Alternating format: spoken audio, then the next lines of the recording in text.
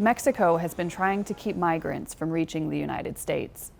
A lot of that immigration enforcement happens near its southern border, where Mexico uses many strategies that are similar to the United States. Residents of the U.S. southern border region would easily recognize many of the tactics, including checkpoints, expulsions, and detention centers.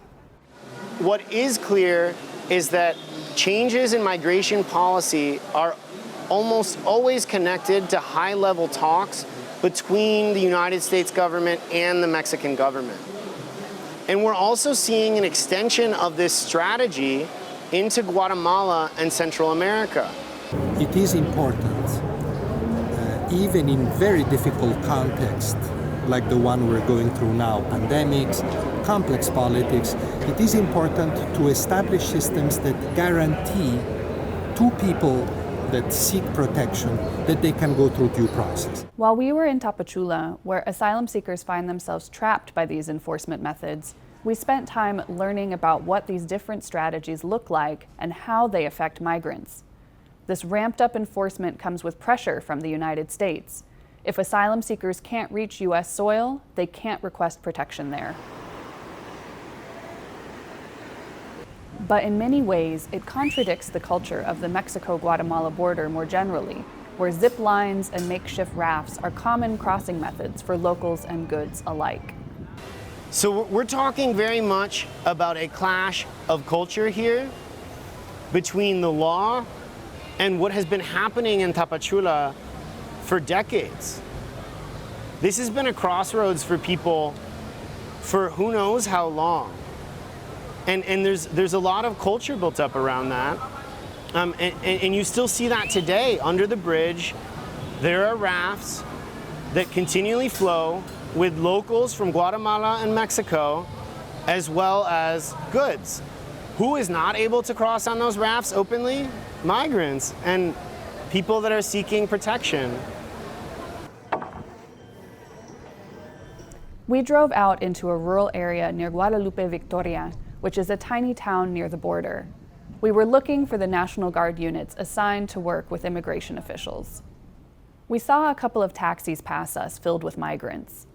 Then we saw a group of 10 taxis speeding down a side road lined with a mix of farms and jungle. They were all empty. We headed in the direction they had fled.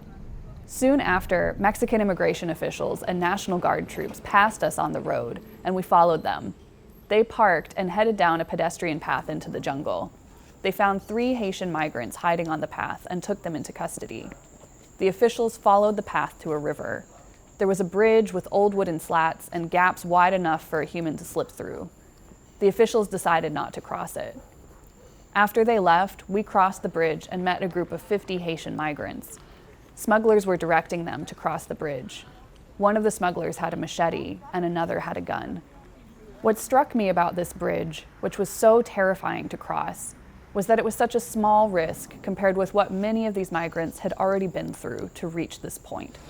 This is a big problem because it forces people into irregular paths where they are not only exploited for their money by organized crime or corrupt officials, but they're also driven into more and more dangerous spaces. This is a trend that we've seen on the U.S. border and has certainly been expanding here in southern Mexico. El endurecimiento de la política migratoria pasa también por la militarización y hay una presencia cada vez más fuerte de cuerpos militares, ¿no? Ya sea la Guardia Nacional, el propio Ejército, la Secretaría de Marina en este territorio. Y eso al final nos afecta a todos, ¿no?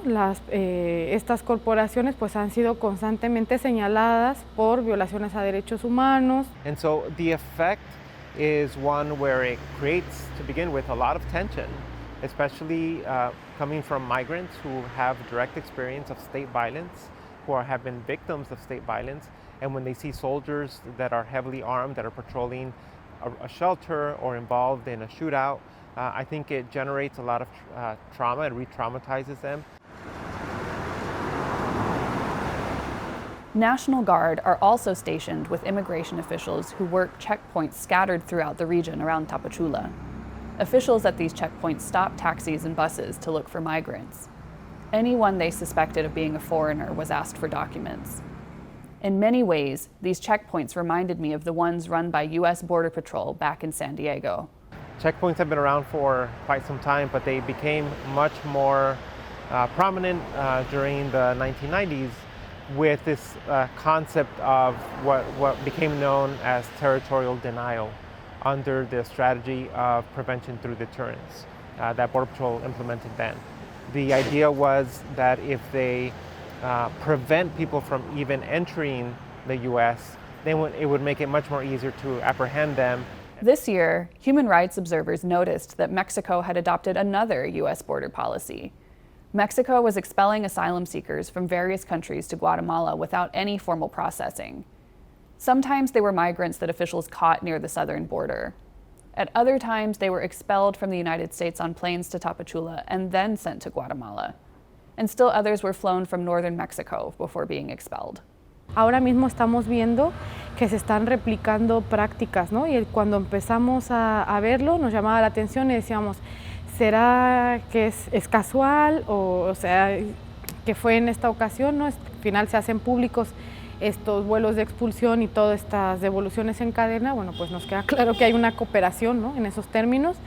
Y, por ejemplo, se están ahora replicando estas prácticas de expulsar a las personas por una frontera distinta a la que ingresaron, ¿no? We visited a processing center where Guatemalans who have left their country are received in the border town of Tecunuman. There, we learned that Mexico is also busing migrants south to remove them.